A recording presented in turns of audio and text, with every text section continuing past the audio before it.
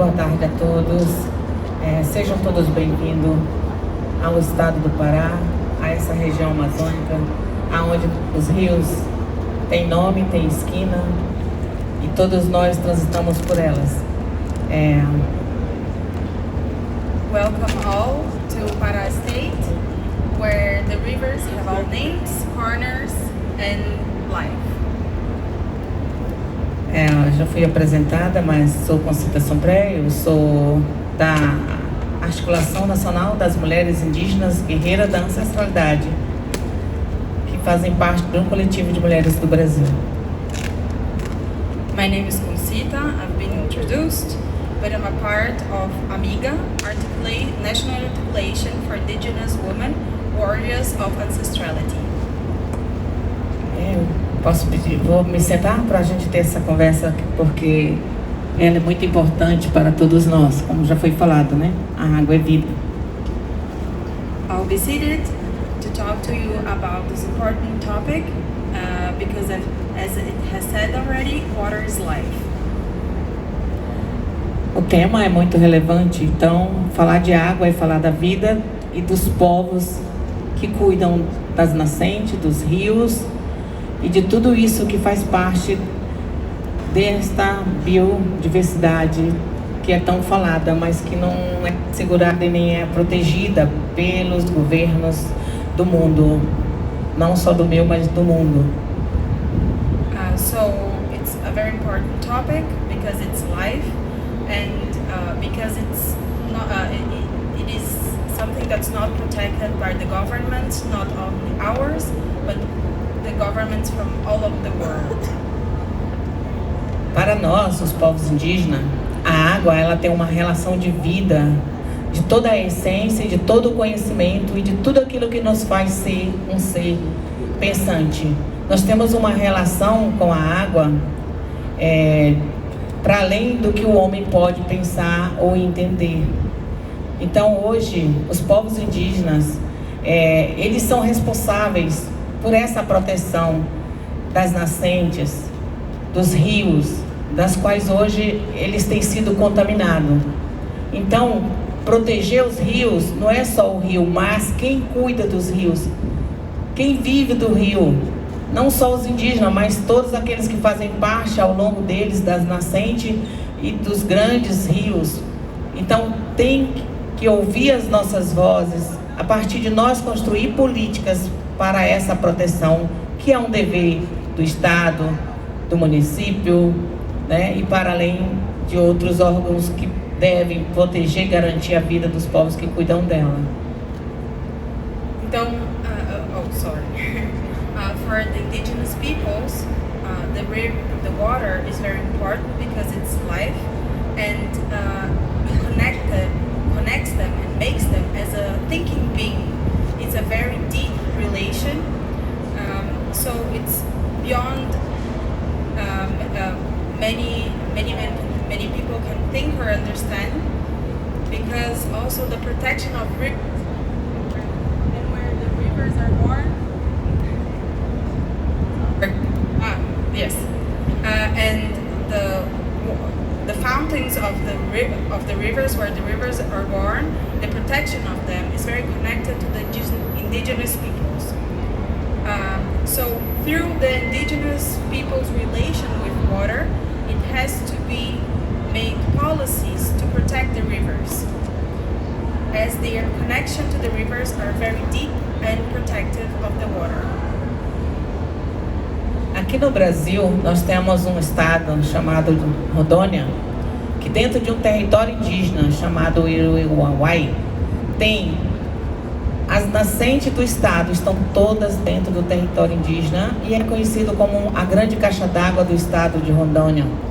Então, como se pensar a política para esse território que é guardião das nascentes?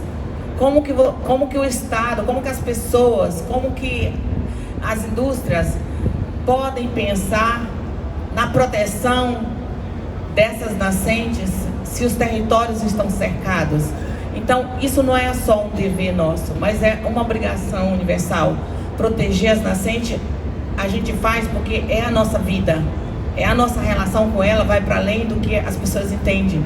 Mas, dessa proteção, a gente leva a água para o mundo, para o nosso estado e para as outras pessoas. Então, é necessário pensar em proteger não só as nascentes, mas quem cuida das nascentes. É necessário pensar em políticas para quem faz a preservação de tudo isso que a gente tem feito ao longo dos anos, dos séculos e de décadas, né? Então, assim, agora, pensar a estratégia para 2030, pensar o que foi acordado lá no Acordo de Paris e que nós chegamos 10 anos depois e a gente vê que nada foi efetivado de tudo aquilo que foi acordado, é pensar uma política que garanta essa preservação da água que a gente tem feito não só com a nossa vida, mas com os nossos conhecimentos. There is a Brazilian region in Rondônia where all rivers are born in the indigenous rivers, Uru e Uauau, that's considered the water box of the state. So protect the people, the indigenous people, is also protect water, and the policy to protect water has to come from peoples like the indigenous people, and protect these people is also protect water. Yes. Thank you so much. Thank you, Concita. And we will hand over now to Padre Ribeiro, you are the Vice Minister of Integration and Regional Development. Please. Ok. Bom, só me apresentar. Meu nome é Valdir Ribeiro. Eu hoje aqui estou representando o Ministro da Integração e Desenvolvimento Regional, Waldez Góes, que hoje especificamente está numa região sul do país, atendendo uma cidade de 15 mil habitantes que teve um clone, uma tragédia ocorreu lá, e ele estou substituindo o Pavilion.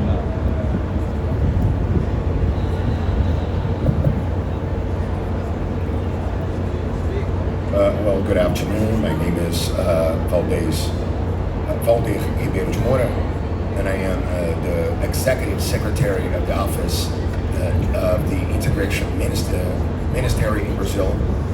I manage an office with the focus on water and environment, and I'm here to represent the Minister Waldez Góes because he went to go and we had an emergency in the state of Paraná, south of Brazil, during a kind of storm. We had there a lot of problems, and then he had to go there, and that's why I'm here to represent him. Ok. Bom, vamos lá passar a mensagem. Primeiro, uma satisfação participar da inauguração desse pavilhão aqui na COP30. Este espaço realmente importante para enfrentar as mudanças climáticas. A gente depende, antes de tudo, de garantir uma gestão justa e sustentável da água.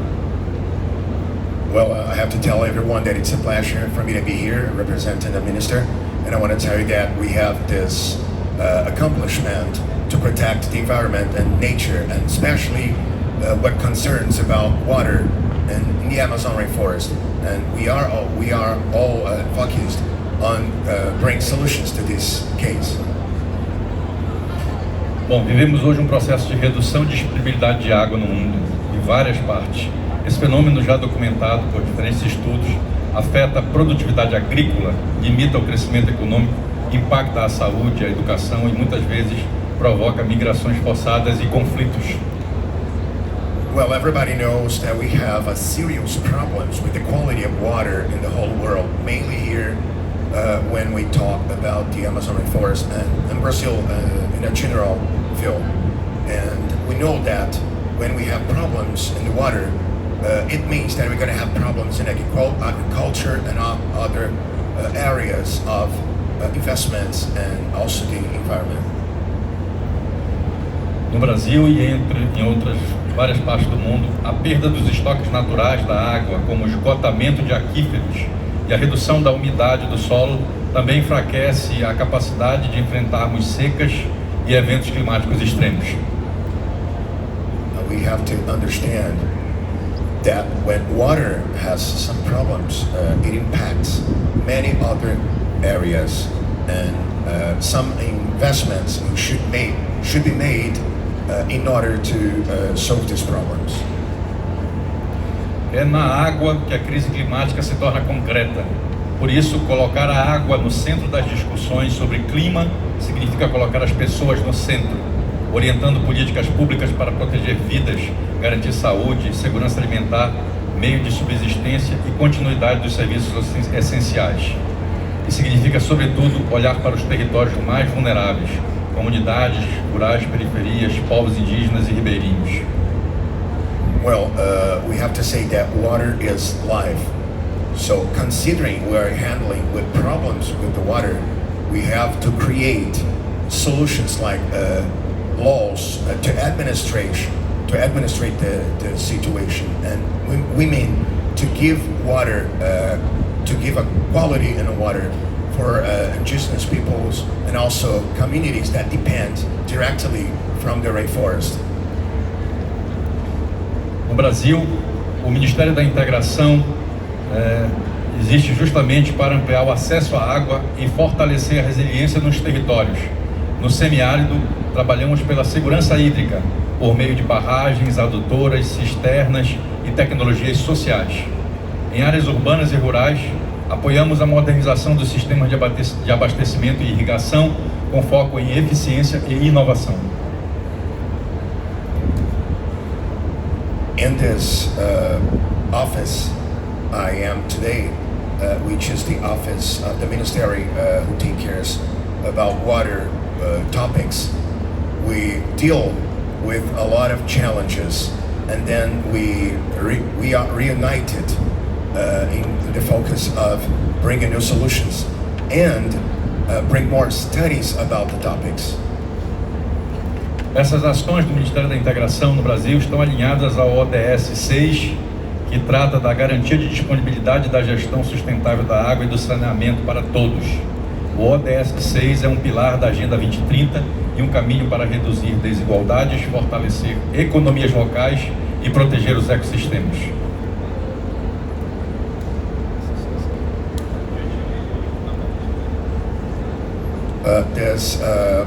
We work under the rules of ODS 6 from United Nations in order to study, protect, and create new solutions for all the problems that concerns to the water.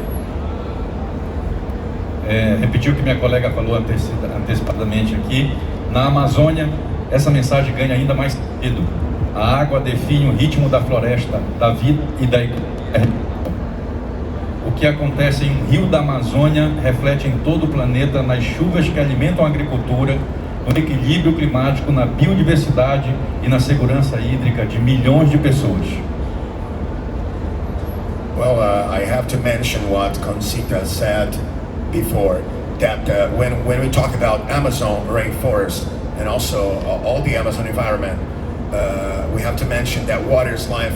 Water is absolutely fundamental and it's related to the culture, to the way Indigenous, not only but everyone deals with nature, and also has an importance with the rain and also with the economic and cultural parts. Nós que trabalhamos e vivemos na Amazônia temos visto enfrentar desafios recorrentes relacionados à disponibilidade da água, que vão desde períodos de estiagem severa até cheias de grandes rios na Amazônia. Well, it's a great challenge for us who work in the government of Brazil and try to handle with these problems concerning related to water, because we have a very specific scenario in the Amazon rainforest. In some periods of the year, the rivers are kind of dry. They have less water, and in the other moments of the year, we have too much water, and we really have to have solutions to handle with this. Por isso, inaugurar o Pavilhão da Água e do Clima ao lado de instituições tão comprometidas é certamente uma alegria. Um lugar onde governos, pesquisadores e comunidades podem compartilhar experiências e buscar soluções conjuntas. So I have to tell you, it's a real honor for me to be here in this pavilion of Water for Climate, because we know the importance of this subject for everyone, not only the people who live in Brazil, but also everyone in the world, because we know the importance of Amazon and we take it seriously. Seguiremos trabalhando para a implementação dos planos de aceleração da Agenda de Ação da Água, que vamos lançar amanhã e que fortalece o convite do Brasil para um mutirão de implementação de ações concretas. Que este pavilhão abrigue o diálogo entre a ciência e as políticas públicas, estimule parcerias e transforme boas ideias em benefícios para as pessoas reais. Contem com o governo brasileiro, com o Ministério da Integração Regional. Muito obrigado. Well, and it's an honor being here, and I have to say that we have a lot of challenges being in this office and out there in Brazil, in the government of Brazil, and you can count with the government of Brazil in order to bring solutions to this climate topics. Thank you so much. It was a great speech, and I would like now to listen to Your Excellency Abdulla Balalaa, please, the Minister, Assistant Minister for Energy and Sustainability, UAE. Thank you. Hello everyone, my name is Abdulla Balalaa. Pleasure to be here. I'd like to thank Brazil, and I promise you this will be short because there's no translation. At the beginning, I think, can you hear me? At the beginning, we stand in solidarity with Brazil for the catastrophic situation happened 2 days ago. So we're with that. Second of all, I think, as my colleagues mentioned, this marks the 5th year in a row we have a water pavilion in COPs, which is great. I think that momentum is required. If there is no attention to water, then there is no attention to resilience. I think it connects very well with adaptation and mitigation and other topics, especially nature, since we are at the Amazon in Brazil. Speaking about the UAE, at COP28, as you all know, we hosted the world years ago, and we were among the first presidencies which included water in negotiations and global stocktake. We also dedicated a full day for water. We pledged 150 million, which was translated into the Mohammed bin Zayed Water Initiative as of today. And this initiative at its heart is basically revolves around finding a technology around desalination. Because where I'm coming from, that part of the world, we truly understand the value of water. We don't have rivers, we don't have enough, we're exposed to enough rain, and we are a desalination nation. So looking to basically come up with a technology that is sustainable, scalable, and deployable is something very essential for us, not to be only introduced to the UAE, but also to be introduced to the world and apply it as part of our philanthropic portfolio. It's something also we're looking at. Moving forward into our biggest upcoming milestone, as you know, COP28. After COP28, we hosted the IUCN this year in Abu Dhabi. Our next milestone is the United Nations Water Conference in partnership with our colleagues Senegal. September 6th, we landed the modality resolution in the UN. We had our first kickoff day meeting at the with the PGA on March 8th. July 9th, we landed in consensus the thematics for the interactive dialogues for the UN Water Conference in consensus. And now we are at a stage where we evaluate member states that put themselves forward to co-chair the interactive dialogues. Next step will be the preparatory moment in Dakar, January 26th, January 27th, and January 28th. You are all invited. And by then, hopefully, we'll be having our co-chairs already in place where we'll start working with them together all the way to December 2026 when we host the United Nations Water Conference. So our ultimate objective is to bring water where it belongs, to bring water back where it belongs. As my colleagues mentioned, water is life. If there is no water, there is no life. And as I said earlier, we truly understand the value of water. So again, thank you very much. We're here at COP30 in Belém. We have an interactive dialogue that speaks about water and climate. And what better than being in the Climate Cup to speak about water as well. So water should be always in multilateralism and in multilateral processes and events to bring water back where it belongs. And I look forward, of course, together to your participation and of course attendance in the UAE at the UN Water Conference. You are already invited. You don't need anyone to invite you. You're hearing it from me. And we look forward to see you in the UAE December 2026. Thank you very much.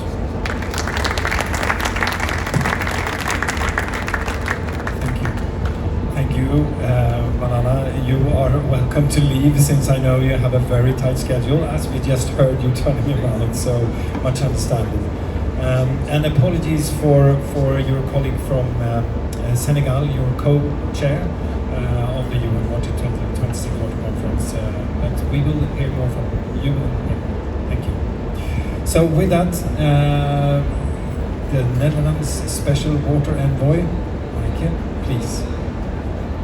Thank you very much. Climate change is now. Rainfall patterns are changing and temperatures are rising. And ordinary people feel the effects of climate change through water. I was in Brazil a few months ago and I met teachers in Porto Alegre who had not taught in their schools for months because the water from floods had been up this high in their classrooms. I talked to farmers in Egypt who can no longer farm and have a living because groundwater is depleted. And not so long ago I went to Fiji in the Pacific Islands and I saw how there actually taps are running dry and mums were actually not able to keep their kids healthy. So we need to take action because water is the problem. We need to make water the solution. We need to make water the engine of climate resilience. And I think three things need to happen for that. First of all, we need to deploy the best technology we have. And in the Netherlands, the water specialists were very happy to share all the technology and the engineering we have, and we look forward to learning from you. Second, we need to look at spatial planning. Not everything is possible everywhere anymore. In the Netherlands, we've made water the guiding principle of all our spatial planning decisions. I see that in a lot of countries, spatial planning is at the heart of climate resilience. And thirdly, we need to work with nature. We shouldn't fight nature, we shouldn't fight water, we work with nature, with water. And especially preserving and restoring natural water buffers will be really important. Because if climate change means that we either have too much water or too little water, it's these water buffers in nature that are going to be the solution. Let's celebrate what we've achieved in the past COPs since Paris. This water pavilion is held, and all of us have worked on making water central into the climate COPs. And remember that we were counting, we have water twice in the documents. We're way past that. Water is on the table, we're at the table. And that gives us responsibility to come up with solutions. So let's band together on that. For me, the COP will be a success if three things happen in the coming 2 weeks. In the first place, multilateralism is all of us. And multilateralism is under threat. So it's up to all of us to show what multilateralism can do and to come to a positive outcome. The second thing is the indicators for the global goal of adaptation. The global goal of adaptation was agreed in Dubai. The indicators are being negotiated here and having a limited set of great indicators that can be used practically for action is important. And the third thing is probably most important. I'm very happy that Brazil made adaptation central to this COP and made implementation central to this COP. Because 10 years after Paris, a lot of the negotiations, the documents are there. But it shouldn't stay on paper. It's up to all of us to implement it and to make real change. For the teacher in Porto Alegre, for that farmer in Egypt and for that mom in Fiji. Thank you.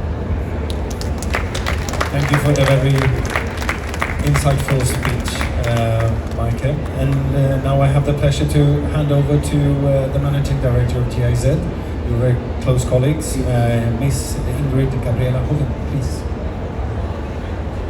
Yeah, thank you so much for having me. And yeah, this is already the 5th year in a row that you are actually implementing this pavilion.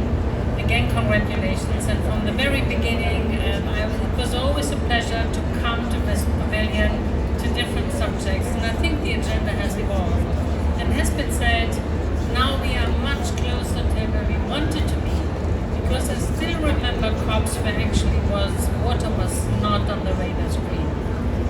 But many from us, looking into science, looking into the different reports, are saying, look, water is, for the adaptation agenda, what energy has been for the mitigation agenda. And I consider this as a positive notion.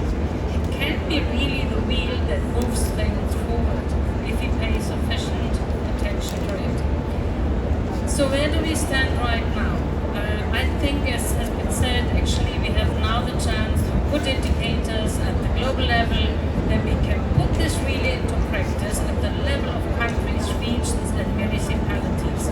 Because quite frankly, water is an issue, and when we look into water management approaches, we know that actually when you bring water management down to people, down to municipal level, you can address the different issues that we have to address. So water can mean this life, but water provision is most effectively managed at the municipal level.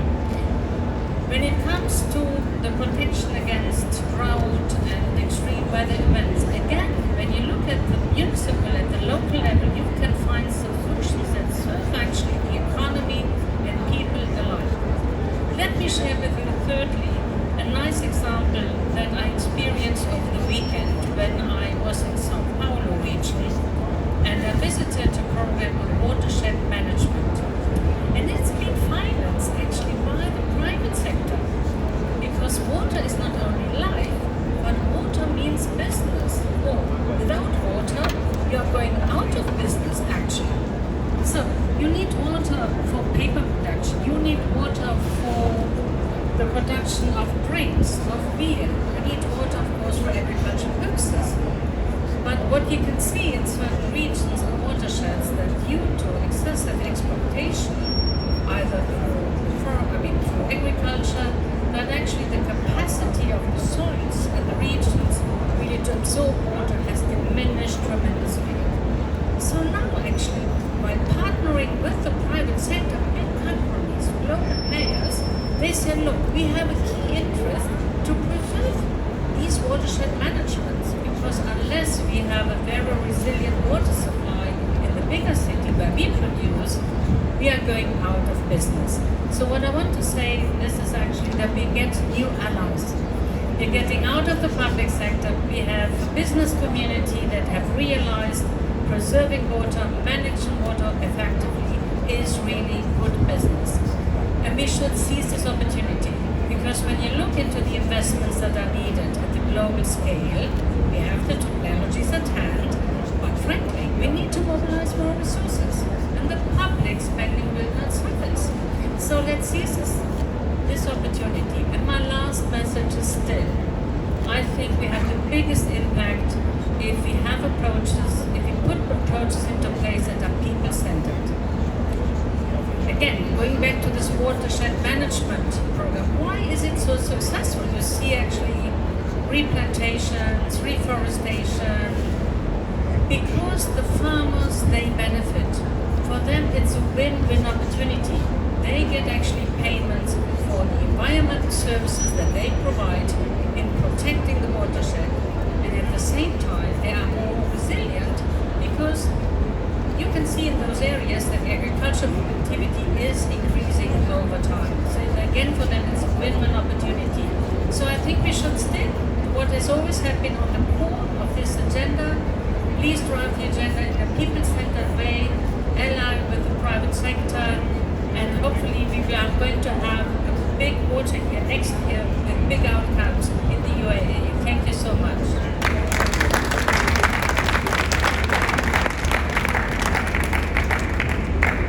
Thank you so much for those wise and inspiring words, Ingrid. I would like to do a little rearrangement. I'm not sure you have to leave 2 o'clock, so you can stay. So I would like to not empty this stage. I would like, Mattias, would you care to join us up here? And I will hand over my chair to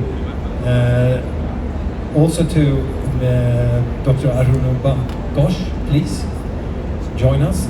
And may I ask you to swap chairs with Elizabeth, if you come up here, Elizabeth, as well. So we're doing a little bit of a rearrangement.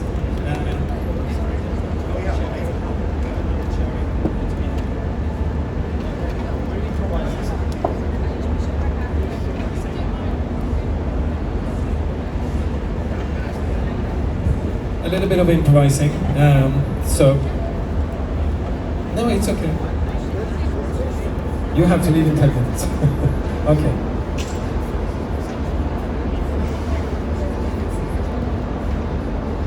Yeah. So we were supposed, and I think we have apologies for Mr. Pedro Arroyo Agudo, the Special Rapporteur on the human rights to safe drinking water and sanitation, who we were hoping coming here in time, but obviously have had some difficulties being here. So by that we will move over to Mattias Frumerie, the Climate Ambassador and Head of Delegation of the UNFCCC from Sweden. Welcome, Mattias. Thank you, Thomas. It's so good to be here. I should say, maybe as a speed as well, it's easy to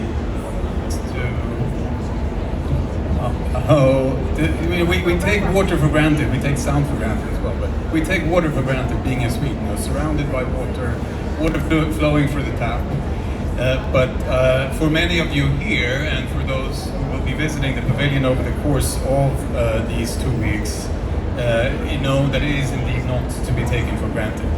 As the UN Climate Panel IPCC has made clear, all parts of the global water cycle have changed due to climate change in recent decades, with hundreds of millions of people now regularly experiencing hydrological conditions that were previously unfamiliar.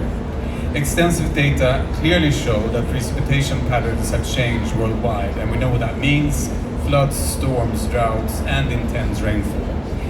But let me at the outset also thank SIWI and partners for ensuring that the Water for Climate Pavilion brings water to the COP, as colleagues have said as well, and for offering us a platform where we can share knowledge, best practice, and innovative solutions to better connect actions on water and actions on climate. Climate change affects and will increasingly affect almost everyone's water security, and in 2022, IPCC RR6 reported that between 1.5 and 2.5 billion people live within areas exposed to water scarcity globally. And water touches all 17 goals for global sustainable development, directly or indirectly. And unsurprisingly, much of the climate adaptation now underway involves water-related hazards, around 60% according to IPCC. But there is a limit to how much adaptation can help. With water being the key in the climate change chain of events, we need to focus on cutting emissions and make use of all good possible adaptive solutions. And we must dare to think differently. And the Swedish government has undertaken a large reform of Swedish development aid, and through that reform agenda, we have now been expanding and streamlining climate financing. And it has had results. In 2024, Sweden set a new record, providing around 11.1 billion Swedish krona in climate finance. And with our support, climate resilient water management and climate smart wash technologies are supported by the Green Climate Fund, the Global Environment Facility, and also the Adaptation Fund. Aid can be a valuable contribution, but much more is needed to reach the global goals and secure the global green transition. And we are therefore increasingly focusing on ensuring that our climate finance acts catalytically and helps mobilize additional resources, as colleagues have said also previously. trade, private investment, loans, and domestic resource mobilization are essential for countries' sustainable development. And we want him to help here as well, and wanting to be a partner. Just around the corner here, we have the Swedish Pavilion opening tomorrow. I hope to see you there as well. And they are bringing solutions to climate action. We have tools to de-risk investments in crucial sectors such as waters, and this of course requires also that actors in developing countries or cooperation partners are investment ready. And Swedish support can act catalytically here as well. And I think that also cuts a bit to the heart of what we want to see here happening at COP30. With the kind of solutions that Swedish and other business actors can provide, we know that we can accelerate the transition to net zero. We have just adopted the agenda, so hopefully we can now mobilize also not only the finance needed, but also the action needed for us all to be able to reach and limit temperature rise to 1.5 and create more resilient societies. As others have said, we will be adopting the indicators for the Global Goal on Adaptation during the course of this week.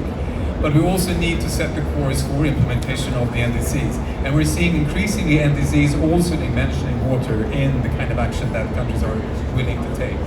And that's hopefully the kind of outcome we'll be getting all at COP30, ensuring each other that there are solutions indeed available, there is finance available, which makes also countries comfortable setting these new targets and being able to accelerate the implementation of their NDCs. So hopefully that also the Water Pavilion can provide that space for sharing that best practice and bringing that into the negotiations so we can lead with them with a clear roadmap to 1.5 and resilient societies. Thank you, Mattias, for that inspirational speech and also going down to details around the indicators, for example. Very much appreciated. And with that, I think it's a nice segue. I think we met first time in the UN Water 23 Water Conference. There was a very interesting roundtable discussion with what Henk has been working with, the Global Commission of Economics of Water. So thank you for joining us today. I'm very much looking forward to hear you. Dr. Arunabha Ghosh, you are the COP30 South Asian Special Climate Envoy. Thank you, and good afternoon, everyone. Great to be amongst friends. Why my friend Henk is sitting there filming all of us when he should be up here and we should be listening to him. But we all swim in Henk's wake, to use a water metaphor. I'm Arunabha Ghosh. I'm the CEO of the Council on Energy, Environment and Water, headquartered in India. And this year I'm also the Special Envoy for COP30, representing South Asia. I want to start first of all by appreciating the invitation to speak here. Check. But also appreciating the opportunity for CEW, my organization, to now become a knowledge partner and a strategic partner to the Water Pavilion. And we certainly hope to bring our learnings, our experiences from the ground to the conversation at this COP and beyond. I come from a region where, one part of it is called the third pole. There's the largest amount of frozen water outside of our two poles. I also come from a region where the bulk of agriculture rests on not blue water, but on green water, water that is in our soils. And yesterday I had the privilege of swimming in the Amazon, something I'd never thought I would do in my lifetime. But in the process, I realized that it reminded me of what we worked on in the Global Commission on the Economics of Water. The water not only in the soils, not only in our rivers and lakes and streams, but also water that is in the atmosphere. Check. But water that is in the atmosphere, the atmospheric rivers, the way evapotranspiration from the Amazon then creates its own rainfall, but also gives water elsewhere. Why do I draw reference to these three issues? Frozen water, or water in our soils, or water in our atmospheric rivers are not usually the way we imagine water. And I would submit to all of us here, the first thing we need to do is fundamentally change our imagination of water. That while we worship our lakes and rivers and streams, we see the invisible water that we don't pay attention to in our soils, in our atmosphere, in our places. The second thing we need to do, and I'm thinking from now until the next COP, and then particularly the UN Water Conference in December, and of course in the last few weeks I've had an opportunity to now sit with Assistant Minister Abdulla at least thrice in New York, once in Dubai, and now here. I think we need to set ourselves an agenda, Mattias. And that agenda is the implementation of the NDCs via water. What part of our NDCs are going to be contingent on water being governed, managed, financed and invested in as an asset class in order to move forward on our NDCs? If we can report back on that by the next COP and use the UN Water Conference in December next year as an opportunity to truly crowd in huge volumes of investable capital, we would have actually brought the rhetoric of water and climate into something that is reality. And the third submission I want to put forward for all of you is that we have to think about the nexus. I currently co-chair the World Economic Forum's Global Future Council on the energy nexus, but I could also call it the water nexus. I could also call it the food nexus. If we don't do that, the AI revolution will not be an enabler, but be a disabler. The climate action will be slowed down. The quality of lives and livelihoods that we can create will be limited. Once we start thinking about nexus, we realize our limited public finance can actually be leveraged a lot better, not just in terms of volumes of private capital, but across the sectors of the economy that we want to have. I think we're all here because we agree water is important. But those three forms I described are different phases of water that we don't always think about. Phase change in physics is when we move from one stasis to the next stasis. But it's people like us that need to trigger that stasis, that change in the status. Let's come back next year and say we changed the phases of water. Thank you. Thank you, Arunabha, for bringing, partially watering the NDCs, the importance of that, but also for bringing the green water aspect in. As we know, that more than 50% of the downfall on land is actually provided by the evaporation from land. So, very good. Thank you for that. With that, I'm handing over the last but not least to. I was starstruck when I had the opportunity to sit beside you on the Stockholm Water Prize dinner last year, and I'm as starstruck now because you're a force of nature. I welcome Elisabeth Wathuti, founder of Green Generation Initiative. Please, Elisabeth.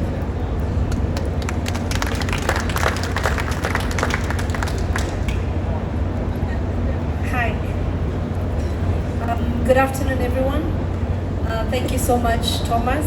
My name is Elisabeth Wathuti, and I'm the founder of the Green Generation Initiative and also part of the Global Commission on the Economics of Water. And I appreciate the opportunity to be here for the second time since the momentum of the Water for Climate Pavilion started at the COPs. I think the previous one that I got part of was in Azerbaijan, and I appreciate that the momentum has continued on to COP30, which is really key because it's taking place here in Belém and in one of the most vital ecosystems in the world, which is the Amazon rainforest and the mouth of the Amazon River and also the home of the Amazon River Delta.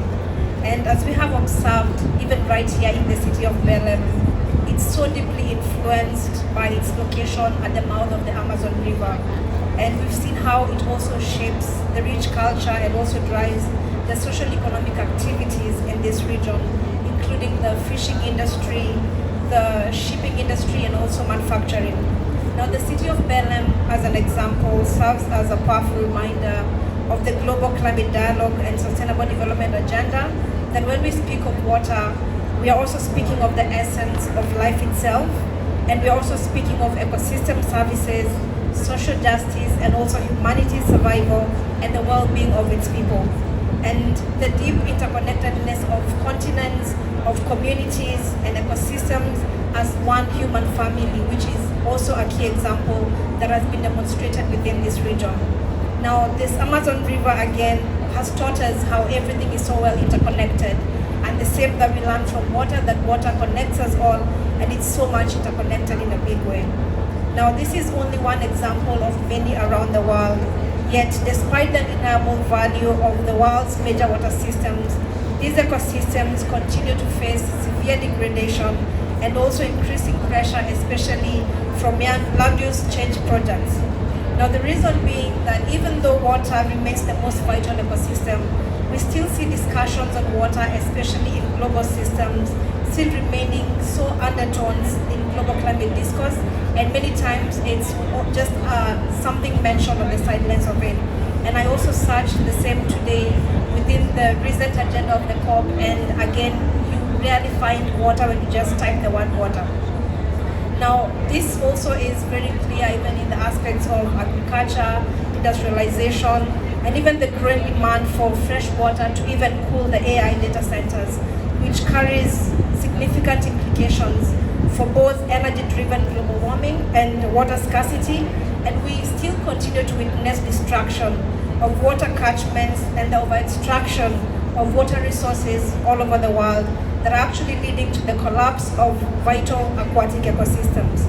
Now, the high and competing demand for water by both natural ecosystems and human activity is a key indicator that truly water plays a critical role in achieving the global climate stability and even the SDGs, which we cannot be able to achieve any of them without water, and therefore it needs to be a key conversation within the UNFCCC processes. So we cannot continue to actually treat water as an afterthought, and how we proceed from here, I believe, is since we have key negotiators, we have key strategic stakeholders here at the COP, we need to have water, and especially the global water governance included within the mitigation, adaptation, and resilience discussions that are happening right here at COP30. And as COP30 also marks the submission of the new NDCs by parties, just like energy, we need to see water as a key discussion point, since with its increasing scarcity, the terrestrial carbon sinks such as the forests are going to reduce their sequestration capacity that is going to continue backtracking the climate and global emission efforts that continue to take place around the world. And fostering multilateral cooperation and inclusive governance for accelerated water-related climate action is possible. And I have seen it with the work that we're doing, and we're actually making it work with communities across Kenya and across Africa. At the Green Generation Initiative, we see this each and every day with communities. And a good example in Kenya, especially in the vital catchments and water towers like the Aberdares and the Mau Ranges, which is actually the source of the Nile, we've seen how efforts by the local communities have pushed the governments, the private sector, and even more communities, especially the youth and women, to restore the sources that once fed our rivers. So we're also scaling the water funds, which is a model where the upstream communities are protecting the water catchments and the sources of water so that the people downstream can have water and also address the water challenges downstream. Now, through shared endowment funds, through this water fund, even the private sector partners are investing on these locally led solutions to support the communities to restore water at the source. So we need to be able to rethink how we govern water and how we value water as a common good, and how it also connects us all across borders, across generations, and across every divide of this world.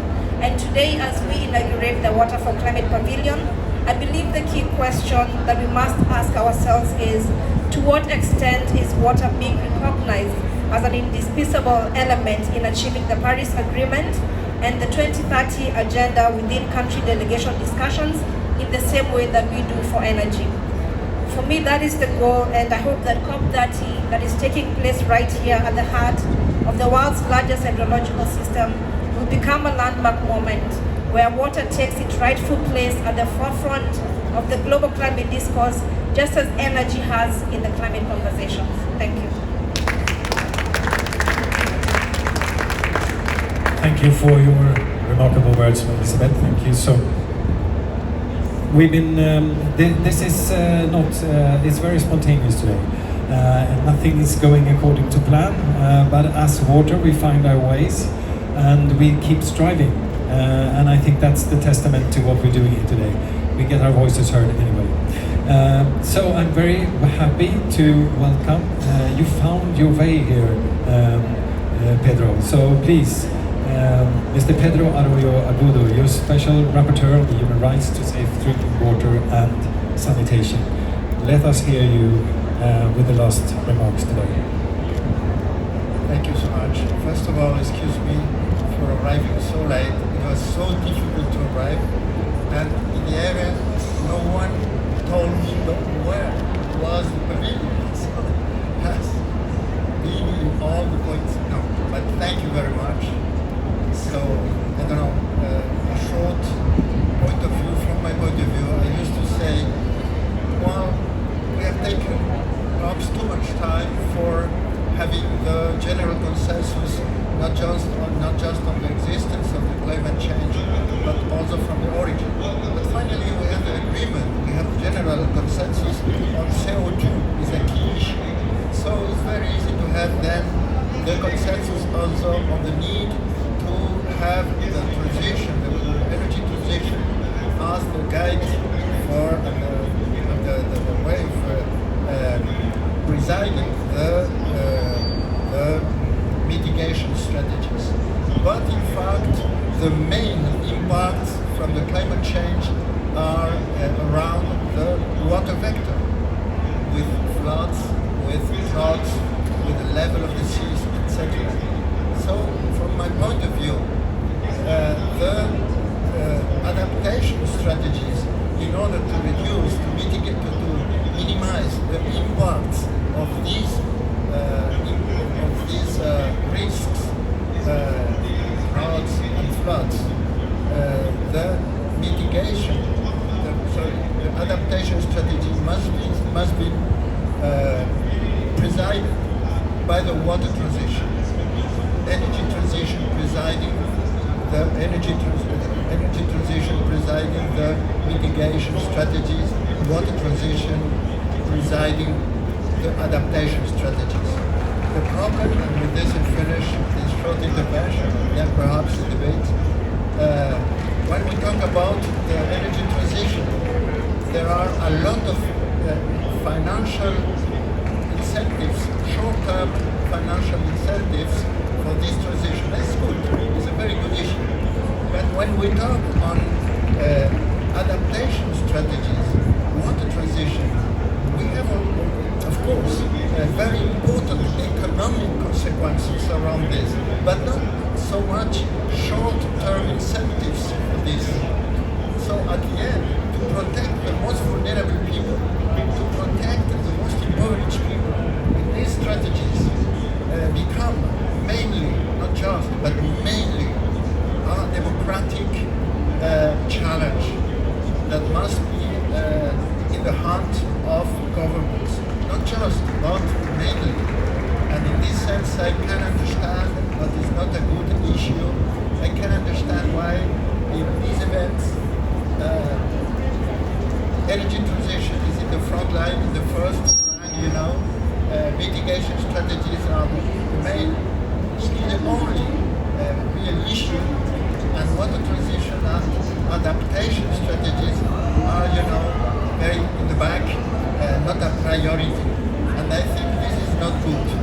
I think we need to put more attention on water issues in order to build adaptation strategies with an advantage.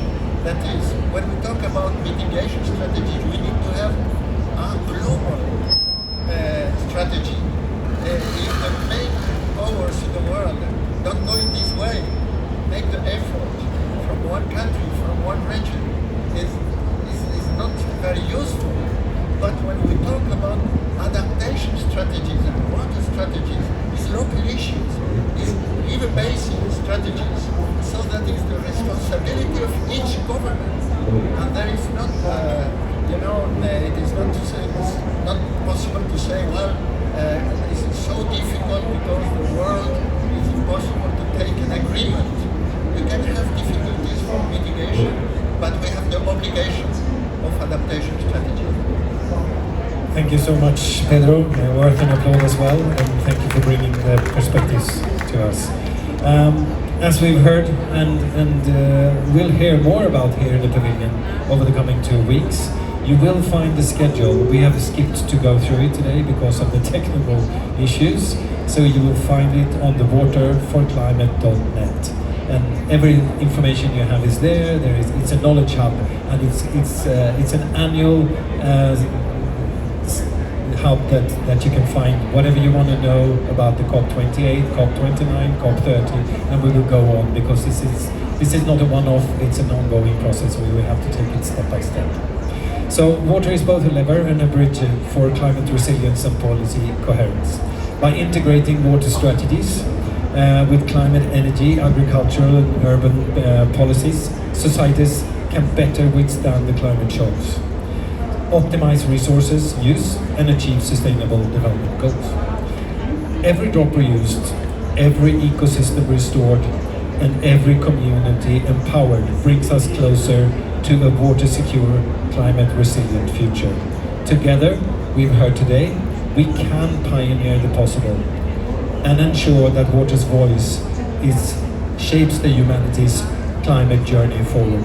So thank you with that, and let's go.